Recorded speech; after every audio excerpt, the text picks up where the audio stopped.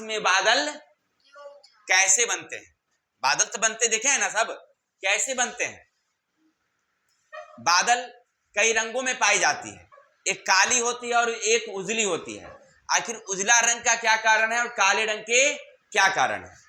फिर देखिएगा जब आकाश में बादल चमक मतलब गर्जन होती है, बारिश होती है, तो पहले आपको बिजली दिखाई पड़ती है, उसकी रोशनी, फिर आपको आवाज सुनाई पड़ती है। तो पहले बिजली क्यों, आवाज बाद में क्यों? इन्हीं सारी बातों को आज हम लोग इस वीडियो में क्लियर करेंगे। सुनिए, ये हमारी क्या है? पृथ्वी। ये हमारी क्या है? पृथ्वी। क्लियर? पृथ्वी पर जल कितना है? 71%। और 29% भूभाग पर क्या है?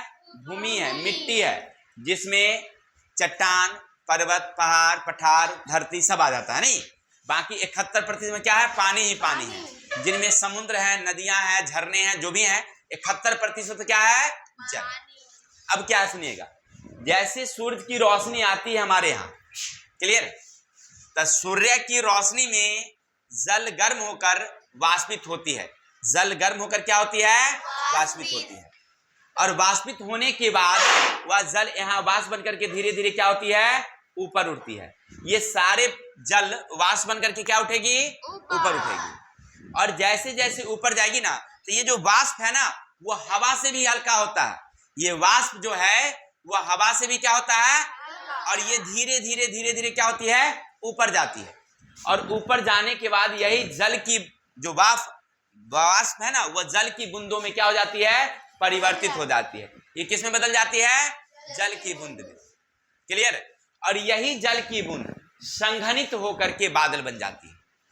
यही जल की बूंद संघनित होकर के क्या बन जाती है? एक नजर और सुनिएगा, सूर्य की रोशनी कहाँ आई? पृथ्वी पर। तो पृथ्वी पर जितना जल है वो गर्म होकर के क्या बन गया? भाप। भाप हवा से भी क्या होता है? हल्का होता है। और ये क्या हो गया? वाष्पित होकर के धीरे धीरे ऊपर उठा। ऊपर उठा, और जैसे ऊपर उठा, ये ऊपर जाने के बाद ठंडा हो जाती है। देखिए 165 मीटर, याद रखिएगा, 165 मीटर ऊपर जाएंगे, 1 सेंटीग्रेड तापमान क्या हो जाता है? कम हो जाता है। तो ऊपर जाने पर क्या हो गया? धीरे धीरे बन गया जल की बूंदे। और यही जल की बूंद फिर संघनित होकर के क्या बना दिया? एक तो समझ गए कि बादल कैसे बनता है। चलिए आगे।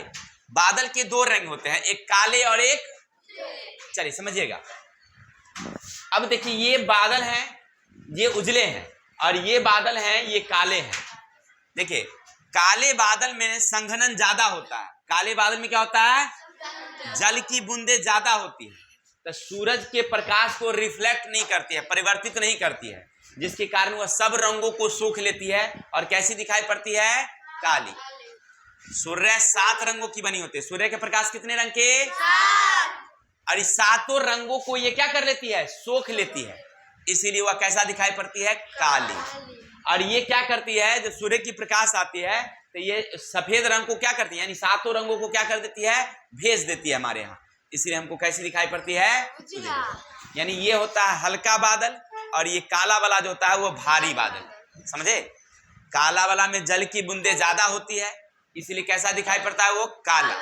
और उजला वाला में जल की बूंदे क्या होती है? कम होती है, तो इसीलिए वो कैसी दिखाई पड़ती है? इसके मेन कारण है सूर्य के प्रकाश का रिफ्लेक्शन। यानी उजला वाला सभी रंगों को क्या कर देती है? भेज देती है, इसीलिए कैसी दिखाई पड़ती है? वो। और जो भारी बादल है वो सभी रंगों को क्या कर लेती है? सोख लेती है, इसलिए कैसी दिखाई पड़ती है? हो गया। चलिए अब तीसरी बात, आप पढ़ रहे थे कि बिजली जब चमकती है तो पहले हमको रोशनी दिखाई पड़ती है, फिर गर्जन। देखिए होता क्या है कि ऊपर बादल है, ऊपर, और यहाँ और बादल है, यहाँ और बादल है, ये बादल आपस में टकराती है, तो 2 भिन्न आवेश के बादल होते हैं, एक ऋण आवेश और एक धन आवेश। या वहां पर जब 2 धन आवेश टकराएगा या 2 ऋण आवेश टकराएगा तो बिजली बनेगी, वो भी बहुत वोल्टेज पावर का, बड़ी वोल्टेज पावर का बनता है। समझ रहे हैं ना? 10 लाख बुझे तक पावर का वोल्टेज बनता है वहां पर, और करकरा के नीचे गिरता है। लेकिन ये पृथ्वी की दूरी यहाँ बहुत ज्यादा है। पृथ्वी की दूरी क्या है?